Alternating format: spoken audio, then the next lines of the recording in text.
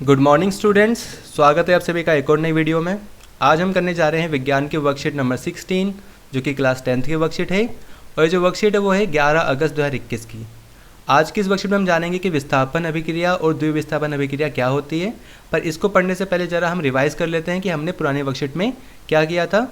इससे जो पुरानी वर्कशीट थी उसमें हमने पढ़ा था वियोजन अभिक्रिया के बारे में, ठीक है। और वियोजन अभिक्रिया क्या होती है? ऐसी अभिक्रिया जिसके अंदर एक अभिकारक होता है वो दो या दो से अधिक उत्पादों में टूट जाता है, ठीक है, उसको बोलते हैं वियोजन अभिक्रिया। आज हम पढ़ेंगे विस्थापन और द्विविस्थापन अभिक्रिया में। इसमें क्या होता है, एक अभिकारक दूसरे अभिकारक को विस्थापित कर देता है।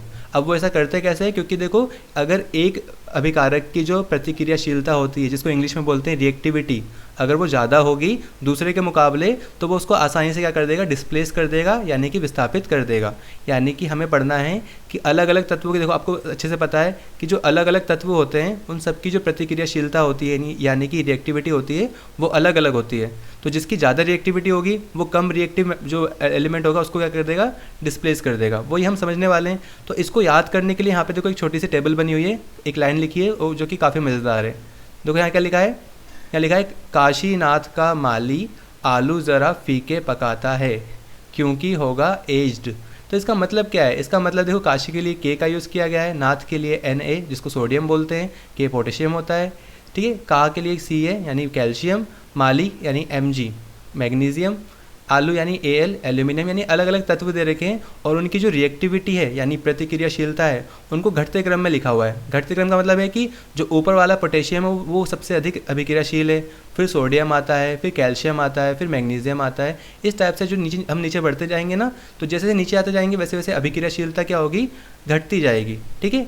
सो अब देखो ध्यान से फटाफट से, अगर आपको इसमें से कोई बोल दे कि कॉपर और आपको दे दे जिंक और बोले कि इनमें से किसकी अभिक्रियाशीलता ज़्यादा है, तो आप इस टेबल को अगर देखो कॉपर कहाँ पे आ रहा है, कॉपर आ रहा है यहाँ पे नीचे और जिंक आ रहा है यहाँ पे ऊपर। तो ऊपर वाले की अभिक्रियाशीलता ज़्यादा है ना, क्योंकि नीचे जाके तो और घटती जा रही है। तो जिंक की जो अभिक्रियाशीलता होगी या प्रतिक्रियाशीलता होगी वो कॉपर के मुकाबले अधिक होगी। तो यहाँ पे जिंक की जो अभिक्रियाशीलता है वो अधिक है। यानी इस टेबल को अगर आप याद कर लोगे, इस जो लाइन को अगर आप याद कर लोगे तो आसानी से आप एलिमेंट्स की जो प्रतिक्रियाशीलता होती है या रिएक्टिविटी है वो आप समझ पाओगे, ठीक है। और इसका यूज़ करने वाले हम विस्थापन अभिक्रिया में। तो पढ़ते हैं विस्थापन अभिक्रिया को, यहाँ लिखा हुआ भी है। विस्थापन अभिक्रिया एक रासायनिक अभिक्रिया है जिसमें अधिक अभिक्रियाशील तत्व कम क्रियाशील तत्व को उसकी यौगिक से विस्थापित कर देता है। यानी अगर एक ज़्यादा रिएक्टिव मेटल होगा, मेटल या नॉन मेटल कुछ भी हो सकता है, एक ज़्यादा रिएक्टिव एलिमेंट होगा तो वो कम रिएक्टिव एलिमेंट को उसके यौगिक से, उसके सॉल्यूशन से क्या करेगा, डिस्प्लेस कर देगा, ठीक है। उसके तो कैसे करेगा वो, देखो जरा यहाँ लिखा भी उदाहरण के लिए, जब आप लोहे की कीलों को या लोहे की कील को कॉपर सल्फेट के विलयन में डुबाते हैं तो कुछ समय बाद लोहे की कील पर कॉपर जमा हो जाता है और विलयन का रंग नीले से हल्का हरे रंग में बदल जाता है। तो ये एक बिल्कुल कॉमन सी डिस्प्लेसमेंट रिएक्शन है, विस्थापन अभिक्रिया है। इसमें देखो जो आयरन होता है, जो लोहा होता है ना, वो क्या होता है, कॉपर के मुकाबले अधिक अभिक्रियाशील होता है। तो वो क्या करता है, कॉपर को वहाँ से हटा देता है और खुद सल्फेट जो होता है ना उसके साथ जुड़ जाता है। तो इससे बनता है फेरस सल्फेट, आयरन सल्फेट बनता है, ठीक है, जिसका रंग होता है हल्का हरा। और कॉपर क्या होता है, वो कील पे जम जाता है। तो काफ़ी सिंपल सी रिएक्शन है ये, बहुत इजी रिएक्शन है, आपको लैब के अंदर करवाते भी हैं। आगे देखते हैं, ऐसा इसलिए होता है क्योंकि कॉपर की तुलना में आयरन अधिक प्रतिक्रियाशील होता है, यानी अधिक रिएक्टिव होता है। इसलिए जो कॉपर क्या करता है, कॉपर का क्योंकि जब रिएक्टिविटी कम होगी तो वो बड़ी आसानी से अपने जो सल्फेट के साथ से वो हट जाएगा और आयरन को वहाँ पे जुड़ने देगा, क्योंकि आयरन क्या है, अधिक अभिक्रियाशील है। आगे बढ़ते हैं, इसी तरह से यहाँ पे लिखा भी है, जिंक को कॉपर सल्फेट के विलयन में डालने पर क्या अभिक्रिया होती है। देखो जिंक की हमने बात करी थी, तो जिंक भी क्या करता है, कॉपर से अधिक अभिक्रियाशील है, तो वो भी कॉपर को यहाँ से डिस्प्लेस कर देता है और खुद जिंक सल्फेट बन जाता है और कॉपर अलग हो जाता है। तो इस तरह से याद रखना, जो भी अधिक अभिक्रियाशील तत्व होगा वो कम अभिक्रियाशील तत्व को क्या कर देगा, डिस्प्लेस कर देंगे, यानी विस्थापित कर देंगे, ठीक है। आगे बढ़ते हैं, यहाँ पे मैं बता रखा है द्विविस्थापन अभिक्रिया के बारे में। रासायनिक अभिक्रियाएं जिनमें अभिकारकों के बीच आयनों का आदान प्रदान होता है द्विविस्थापन अभिक्रिया कहलाती है, ठीक है। जब हम बेरियम क्लोराइड के विलयन में सोडियम सल्फेट विलयन मिलाते हैं तो हम देखते हैं कि एक सफ़ेद पदार्थ जो पानी में अघुलनशील है बनता है।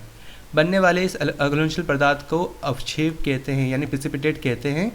कोई भी अभिक्रिया जो अवक्षेप उत्पन्न करती है अपक्षेपण अभिक्रिया कहलाती है। यानी कि कुल मिला के बात यह है कि द्विविस्थापन अभिक्रिया में दो अभिकारक के बीच में जो आयन्स होते हैं ना, उन आयन्स का लेन देन होता है, आदान प्रदान होता है, और जिसके कारण क्या बनता है, अपक्षेप बनता है, और इसीलिए इसको अपक्षेपण अभिक्रिया भी कहते हैं। इसको समझने के लिए देखो यहाँ पे ये दे भी रखा है, यहाँ पे सोडियम सल्फेट है ये, ठीक है, उसके अंदर बेरियम क्लोराइड को जब मिक्स करते हैं तो क्या होता है, इनके बीच में जो आयन्स है वो आपस में एक्सचेंज कर लेते हैं। देखो सोडियम ने इसको बेरियम को डिस्प्लेस कर दिया, और वो क्या हो गया, खुद क्लोरीन के मतलब यहाँ पे जुड़ गया BaSO4। देखो ये दोनों क्या है, ये दोनों इन दोनों से BaSO4 बन गया, और यहाँ पे क्या है NaCl बन गया।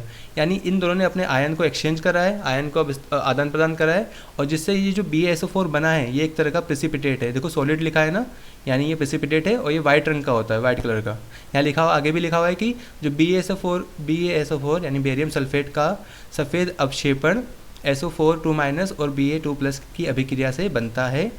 अन्य उत्पाद सोडियम क्लोराइड भी है, यहाँ पे सोडियम क्लोराइड भी बनता है, ये भी एक उत्पाद है जो कि इस द्विविस्थापन अभिक्रिया में बनता है। तो द्विविस्थापन अभिक्रिया को याद रखना, बिल्कुल ध्यान से समझ लो।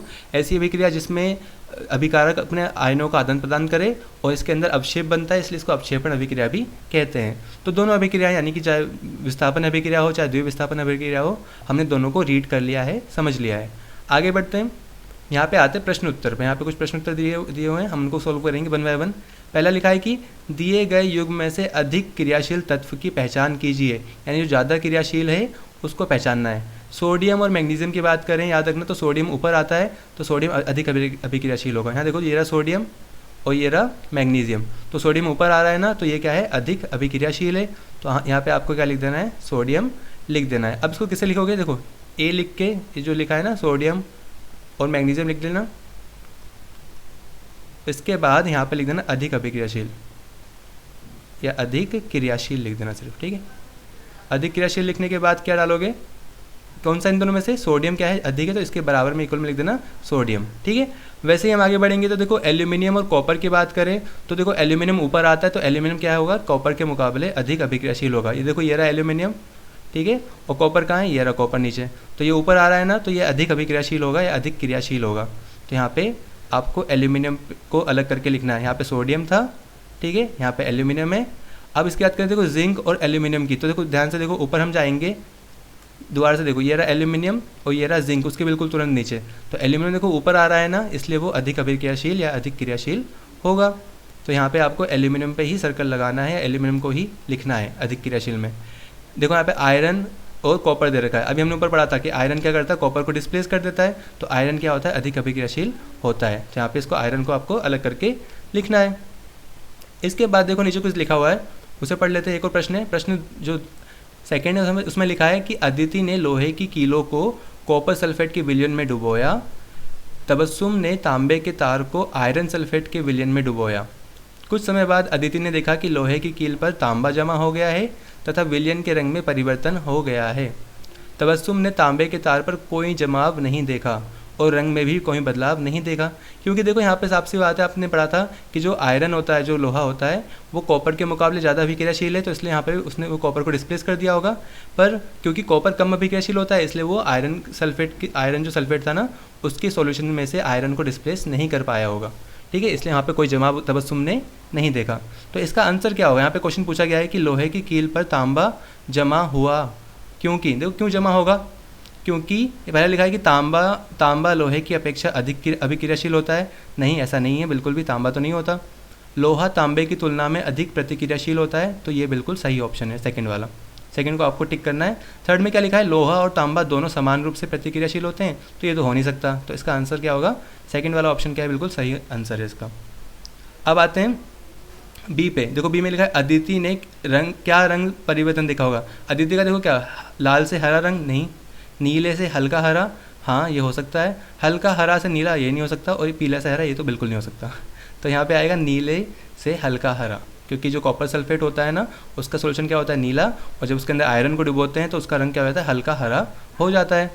थर्ड प्रश्न पे आते हैं, तीसरा प्रश्न बोला गया है द्विविस्थापन अभिक्रिया को अपक्षेपण अभिक्रिया भी कहते हैं, उदाहरण सहित स्पष्ट कीजिए। हमें एग्जाम्पल भी देना है इसका, तो इसका आंसर आप यहाँ से इस तरीके से लिख सकते हो। देखो क्या लिखा है यहाँ पे, यहाँ लिखा है कि द्विविस्थापन अभिक्रिया में अभिकारकों के बीच आयनों का आदान प्रदान होता है, जिसके कारण अवक्षेप बनता है। अवक्षेप पानी में अघुलनशील होता है। द्विविस्थापन अभिक्रिया में अवक्षेप उत्पन्न होता है, इसलिए इसे अवक्षेपण अभिक्रिया भी कहते हैं। उदाहरण के लिए यहाँ पर लिख सकते हो सोडियम सल्फेट तथा बेरियम क्लोराइड के विलयन को मिलाने पर BaSO4 का सफ़ेद अवक्षेप बनता है। अब इसका जो समीकरण है, जो इक्वेशन है, आपको वो भी यहाँ से लिख देनी है। Na2SO4 जो कि एक्वस होती है, BaCl2 को जब मिलाते हैं तो क्या बनता है BaSO4 जो अवक्षेप होता है सफ़ेद रंग का, ठीक है, और यहाँ पे सोडियम क्लोराइड NaCl भी बनता है। इस तरह से आपकी जो वर्कशीट थी बेटा वो कंप्लीट होती है ये पूरी। आई होप आपको वीडियो पसंद आई होगी, आपको सब कुछ समझ में आ चुका होगा। फिर भी कोई डाउट हो तो आप कमेंट करके पूछ सकते हैं, ठीक है। अगर वीडियो पसंद आए तो वीडियो को लाइक करना और ज़्यादा से ज़्यादा शेयर करना, और सारी वर्कशीट क्वेश्चन टाइम पर पाने के लिए चैनल को सब्सक्राइब भी कर लेना। मिलते हैं अगली वीडियो में, तब तक के लिए stay safe and keep learning.